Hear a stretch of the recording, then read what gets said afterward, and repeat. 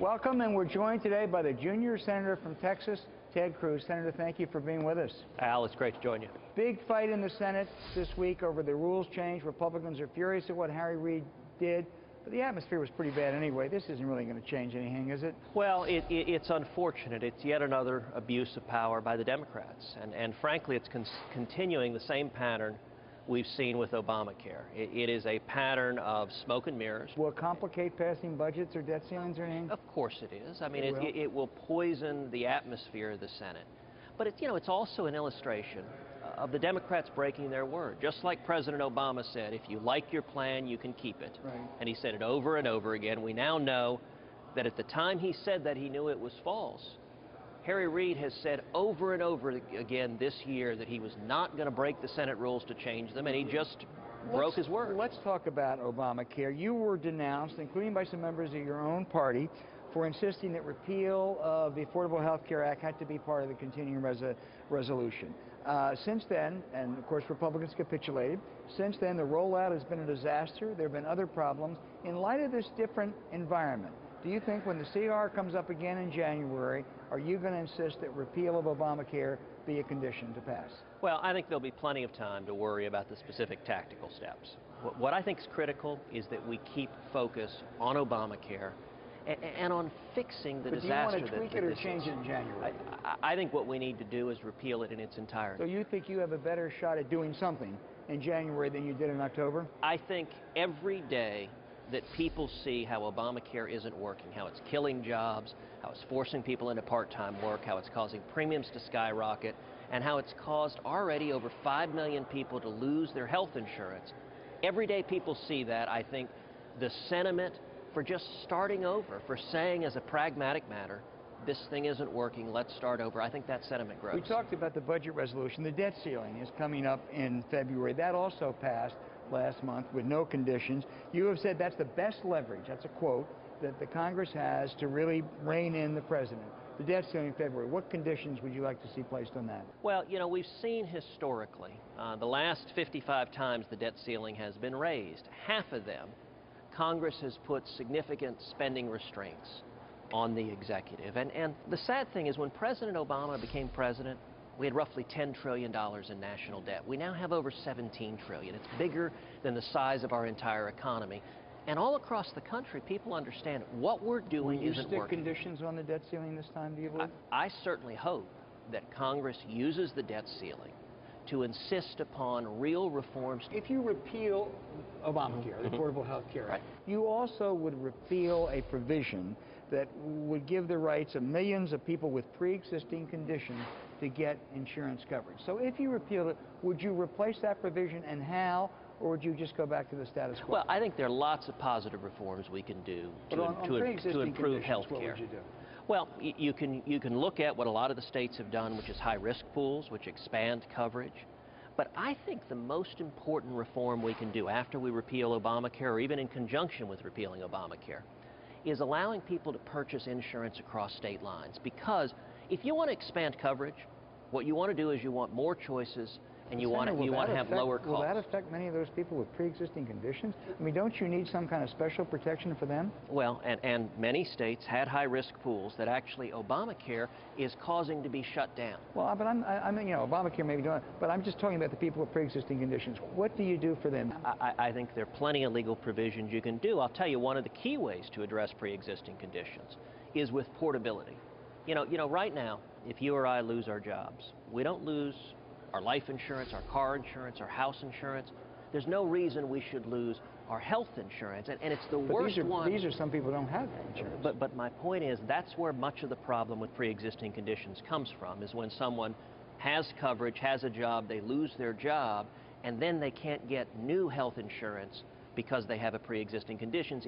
If your health insurance could be like your car insurance, if it could be portable, if it could go with you from job to job, that solves an enormous amount of the problem with pre-existing conditions, and you can solve the rest of it with high-risk pools, which Obamacare is eliminating. And right now, the undeniable fact, more people have lost their health insurance because of Obamacare than have gotten health insurance because of Obamacare. The thing isn't working as a simple, pragmatic point. Let me turn to foreign policy. You have expressed outrage at the Iranians' imprisonment of a Christian pastor.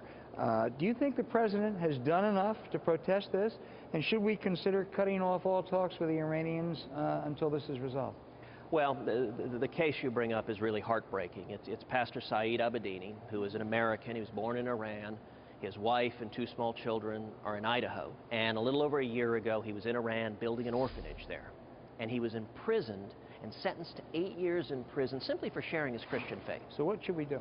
Well, we should be speaking out vigorously. Is the president doing that? The president raised it with President Rouhani. And I'll tell you, Al, I praise the president for doing that. That was the right thing to do.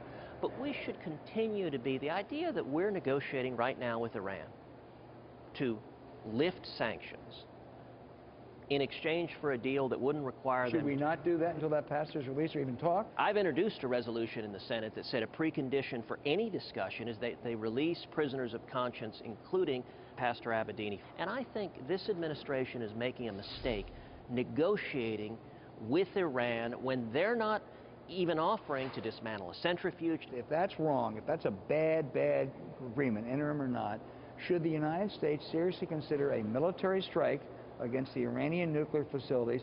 And if so, should the president seek the authorization of Congress to do so? What I think the president should do, and what I think a responsible president would do, is make absolutely clear that under no circumstances will Iran be allowed to acquire nuclear weapons capability. If they don't agree to that, should we strike? And that we will use any and all means necessary to prevent them, including overwhelming military force. And should the president seek authority from Congress to do that? There have been repeated discussions with Congress about Iran. There is overwhelming support in Congress. So should he, in your view, should he seek? You know, the difficulty with a specific military action, particularly with the element of surprise, is that a commander-in-chief cannot publicly announce the specific timing of what is intended. So ongoing consultation with Congress is important, but part of the value of drawing that line is it decreases the chances you'll actually have to use military force. So Iran will keep working towards acquiring nuclear weapons capability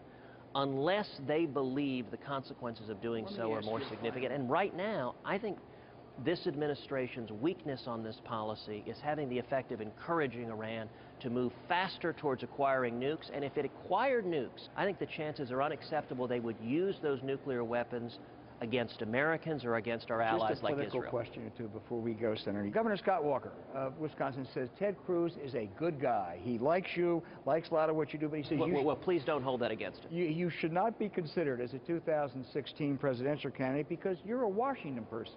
And the party needs to turn to people outside Washington. Is he right? Well, I'll tell you this. I agree with Governor Walker that Hillary Clinton would make a very poor president. And so on that, we are on the same page. I like Scott Walker. I think he's done a good job standing up to unions in his state. What I think the next president should be is someone who is leading the fight for free market principles in the Constitution and someone who's listening to the American people, not listening to the established politicians in Washington. So I'm not putting words in your mouth to say that doesn't matter if they're inside or outside of Washington, if they do. What I think matters is, are they fighting to bring back economic growth, to restore free market principles, to bring back jobs, to bring back the Constitution, and are they listening to the American people? Al, the greatest frustration people have in this country right now is that Washington politicians aren't listening to them, and we need to change that. A real bona fide conservative.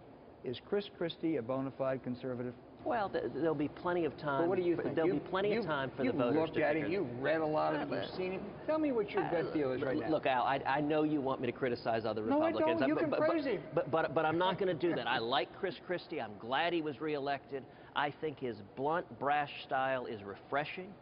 And I think we need a lot more people in Washington who have the courage to stand up against Obamacare, against the failed Obama economic policies, and turn our country around. We are facing a fiscal and economic cliff, and we need real leadership to pull back from it. Are you going to run in 16? My focus is on the Senate. It's a good try. It was a good try. Senator Ted Cruz, thank you so much for being with us.